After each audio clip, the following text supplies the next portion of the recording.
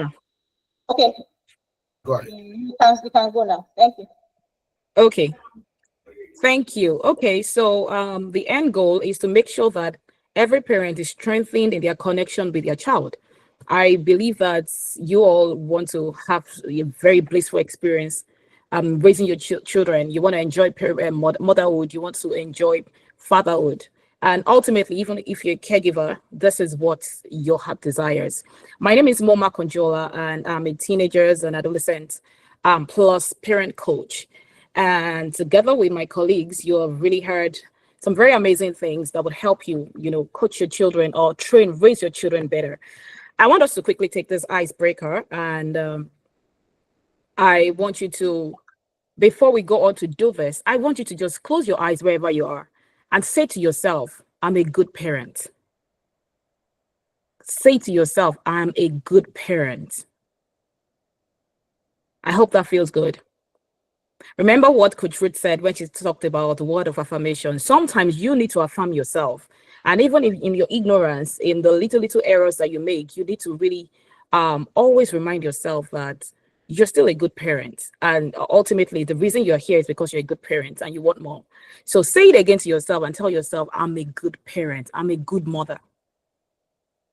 Okay, now, yes, yes. Thank you. And the other thing we're going to do right now, which is the icebreaker, is for you to now go down. Let's throw it all the way back. And I want you to, visualize one of your children and just take that child as your focus. And then think about that child when that child was a toddler. Can you visualize your child right now? You know the power of imagination is very great. And if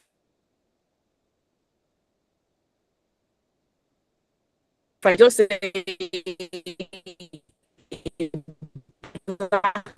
dog now, right now, I'm sure that in the eyes of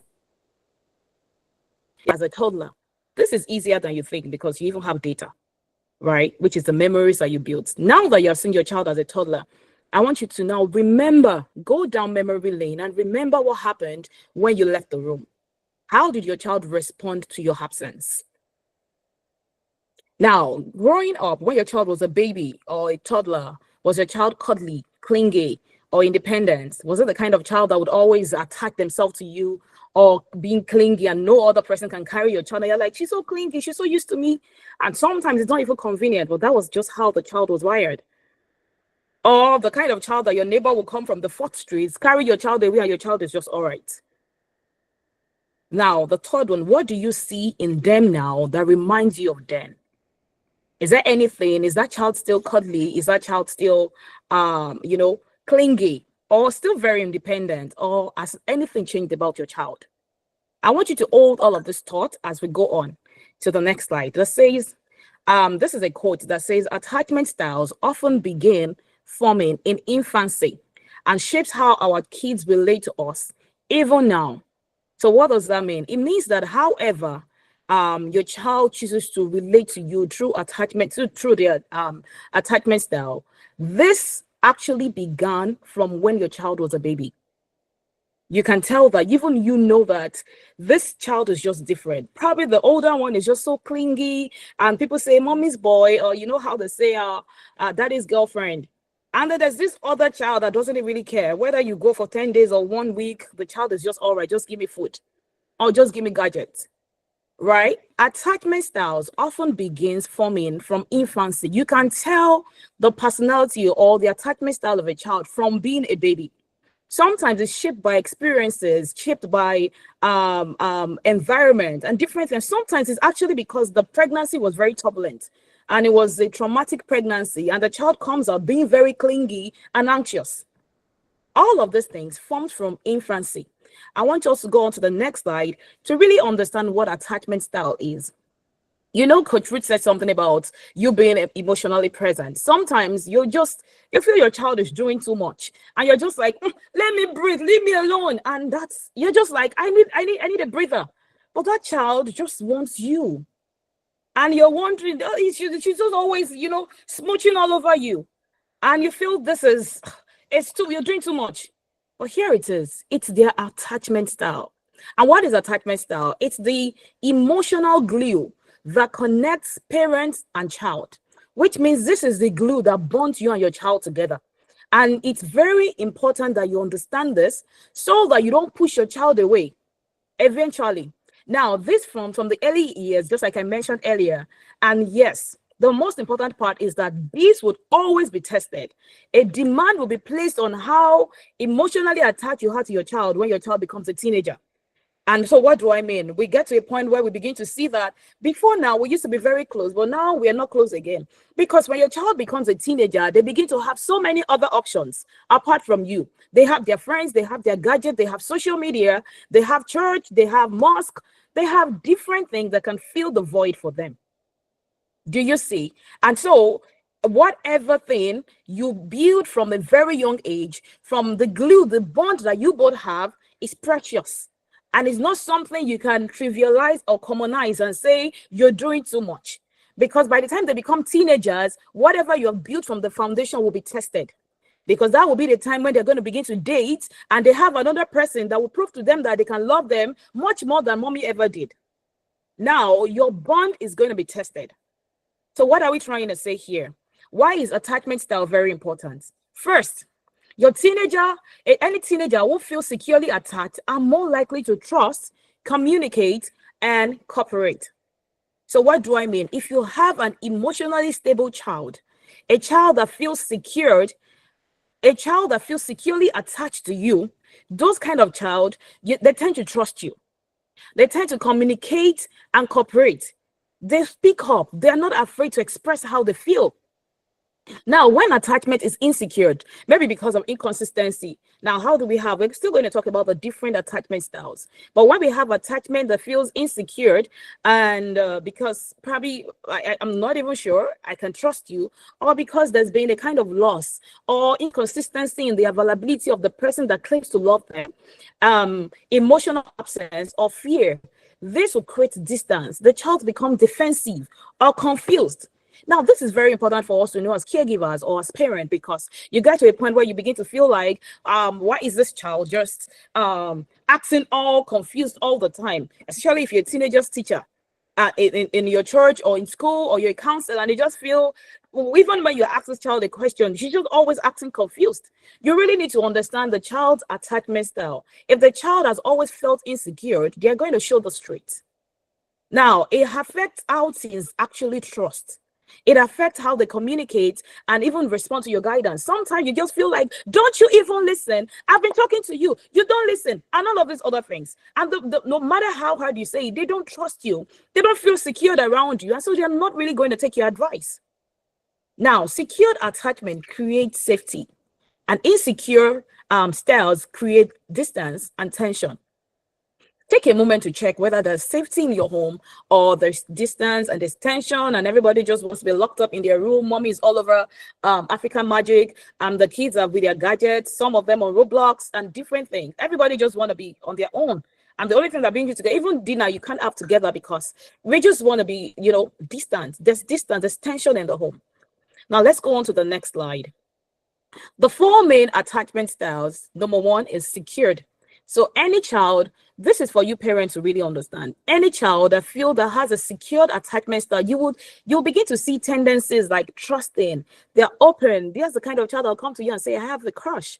And that will give you the opportunity to really talk to the child guide the child on the right things to do and what not to do, whether to date or not to date.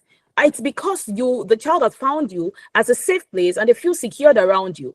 So you cannot expect a child that doesn't feel safe around you, or a child that feels insecure around you, to begin to come and tell you that they have a crush, or somebody asks them out.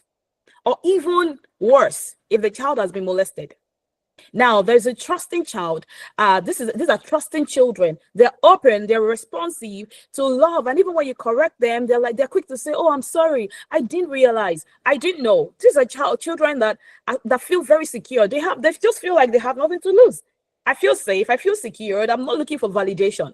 Now we have the avoidance teenagers or adolescents. These ones feel emotionally distant. They hide their feelings. They prefer independence. They just want to be alone. They avoid conversations. And so if you have this kind of children in your school or as a caregiver or in your family, these are the children that just want to be alone. Now, these avoidant children, they exhibit the pull and push concept, which means that they pull, they desire love, they want to be loved. At the same time, when you come close with them, to them with your love, what do? They push you away because they're afraid. They feel they're going to get hurt. Have you ever seen a child, probably the first day in school, or not even the first day, maybe like the third or the fourth week, and this child goes, during recess or break time, the child just goes on and sees other children playing, and the child is hiding in one corner. And you see the child giggling and laughing at other people having fun. But the child is not bold enough to go join them because he's afraid that it could be rejected. That is an avoidant child. But he's enjoying the fun. He desires it, but he can't even go close because he's afraid that it will be rejected. Now, do you have such in your home or in your church or in your mosque or in your school? There's the other third one, which is a anxious attachment style. This kind of child is clingy, fears abandonment. They're afraid that somebody is going to leave. When you travel, they're crying and they're all over the place because they're afraid in their heart of hearts that you might not return. And when you leave them with someone, they're just always, anxious that something is going to go wrong with them. They can't go in the dark. They're afraid, and they need frequent reassurance that it's okay. You will be fine. I mean, for instance, let me use another example. My son, when he went to school for the first time, he was just 10 months old when I took him to crèche. And I just went with my husband to make inquiries about the crèche. And that day that we went to make inquiries, I was still breastfeeding. I did not go with any formula, nothing. I just had lunch that he was going to eat. And guess what? They just took my child and they were showing us around the school and we liked it and we're loving it. And it was time to leave. And my child was just like, bye, he's not going with us. And we were just like, no, we just came to make inquiries. We are going home. And do you know that was the day my son started crèche? In that moment, I realized that my son was ready. It was us, the parent, that wasn't ready. That is a child that feels secure, that isn't, anxious. But you know that when you leave another child in the crèche for the first time, they're going to cry their eyes out. And even you would cry along with them because they're anxious and even you are anxious. Some of us parents are anxious. And then we have the fourth one, which is a disorganized one. Fearful, confused, often because of trauma or inconsistency. They're not even sure if daddy is going to stay because of the divorce, because somebody died, because mommy died or daddy died, or somebody they love so much died, or they don't even know whether we are going to stay here because we keep relocated, or because daddy is in the mission field and we keep moving from place to place. So they're not sure about making friends because I'm still going to leave anyways. And they're these are the nice ones. And you see them in school or in church or somewhere, wherever you have social impact. And you see this kind of child confused and you're saying, speak up. That's why you be acting like you don't know what you're doing. And the child really doesn't really know what to say because there's been a lot of uncertainty around the child. Do you see the 4 categories? So, I mean, this knowledge will help you know how to treat each child that you're caring for and not to begin to abuse them or think that they're being dramatic. Now, how does attachment show up in teenagers? The secured one, like I said, will talk openly, seek advice, recover from conflict well. They make a mess. They call you. They're like, Daddy, I goofed. I need help. Mommy, I did something. I'm sorry. They're very secure. They just know that no matter what they do, their place is secured in their parents' heart. The avoidant one will withdraw during conflicts. And when you're trying to say, let's have a conversation, they're all about the place like, I don't care. I'm okay. And you're like, no, you're not okay. Why are you crying? And just like, I don't want to talk about it. They're afraid of what they would hear or what conclusion would be. Then the anxious one overreacts to distance, discipline, or they constantly seek approval. They need validation. They just constantly need to hear that you will be all right. You will be okay. That is not the kind of child you want to say you're bothering me because they already feel like a bother. Now, the disorganized one, they're very erratic. They're always acting confusing. Go bring something upstairs that beginning to shake. And you're like, why are you even shaking? That's the disorganized ones. And so what can we do as parents? First, it says we have to build emotional safety. Be present, be calm, and be consistent. I'm going to really quickly share a story from one of my favorite books.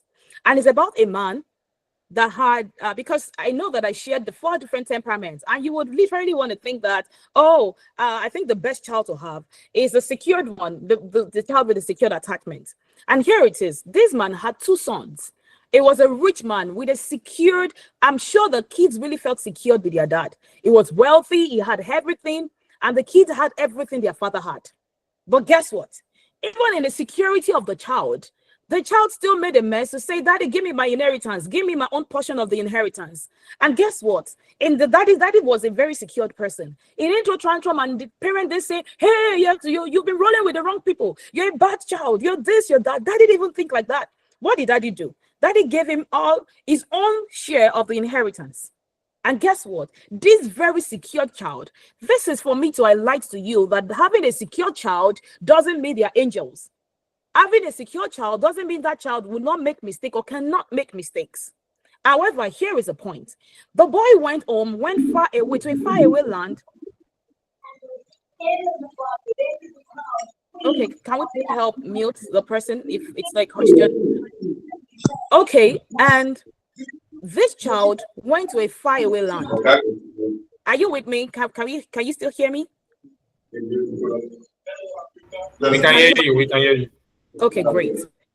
This child went to a faraway land, and guess what? When he got there, he made a mess of everything that he had. He spent the money recklessly. He joined bad gangs, was showing up all over social media, all over Instagram, showing up, spending the money, living the life, hashtag everywhere.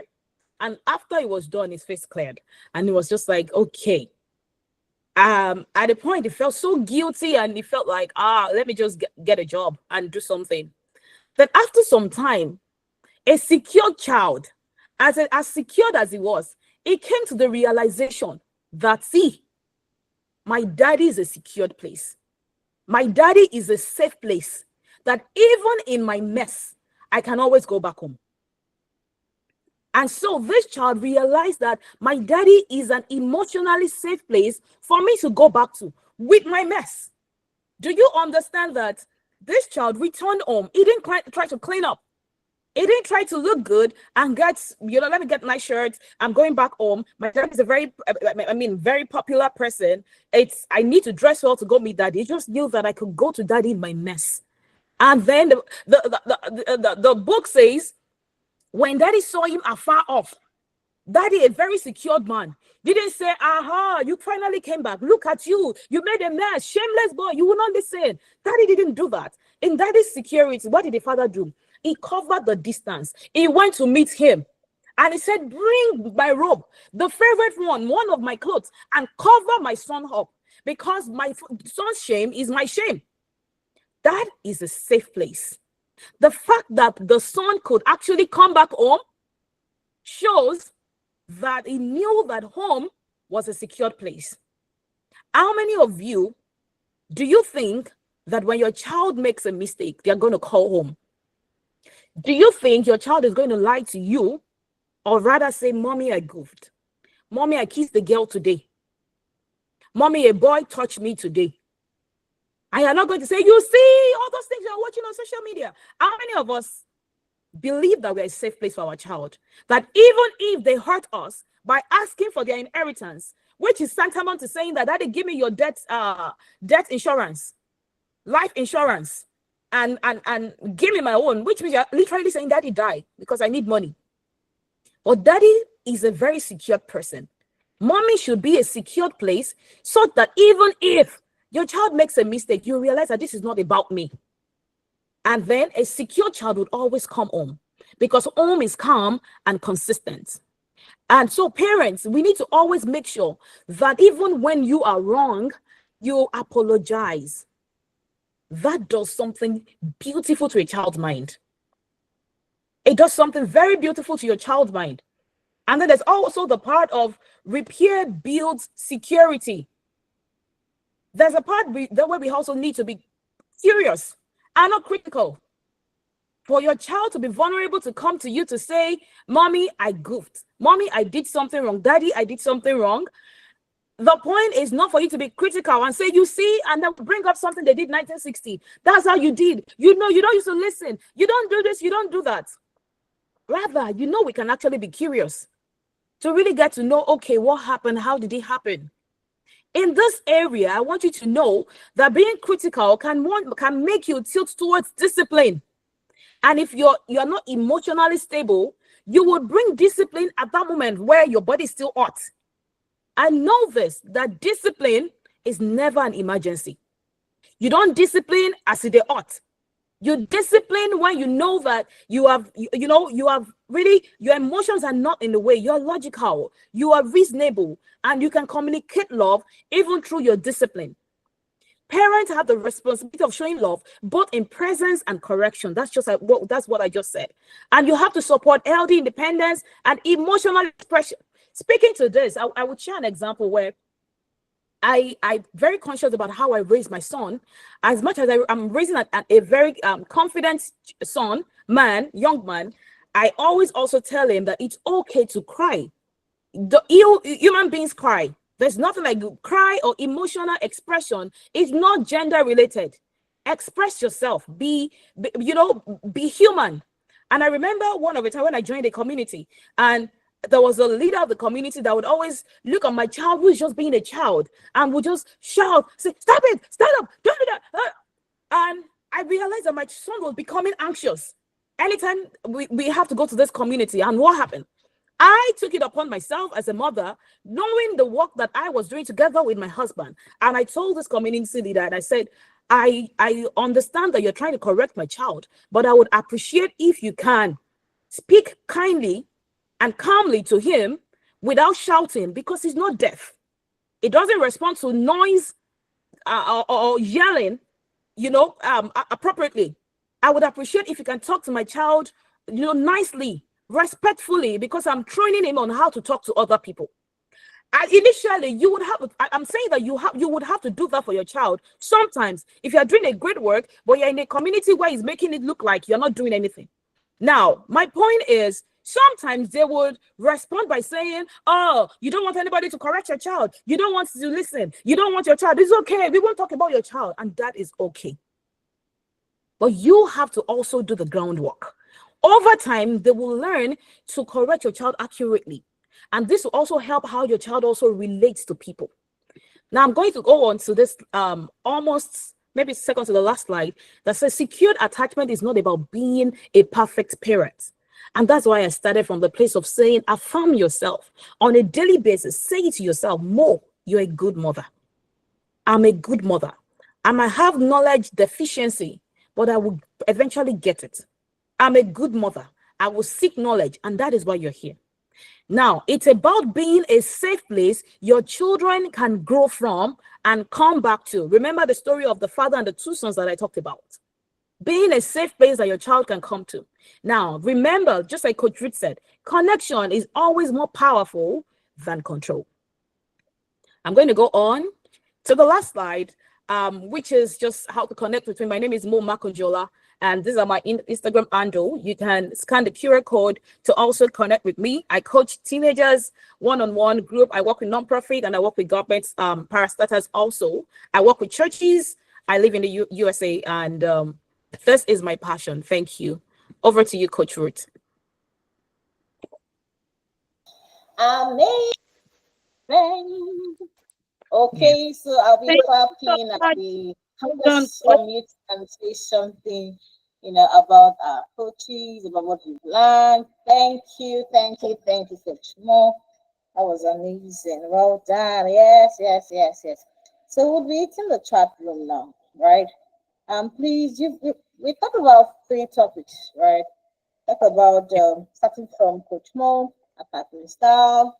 We learned about the love code, we call love language, and then about emotion coaching. So if you've learned something, we want you to, hit the chat box. Please write down what you want us to know that you've learned. It's not be that we have waited out 2 hours. No, we cannot.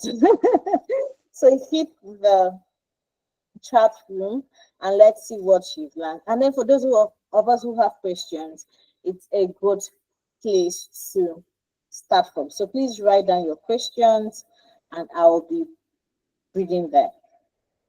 Okay, so while we wait for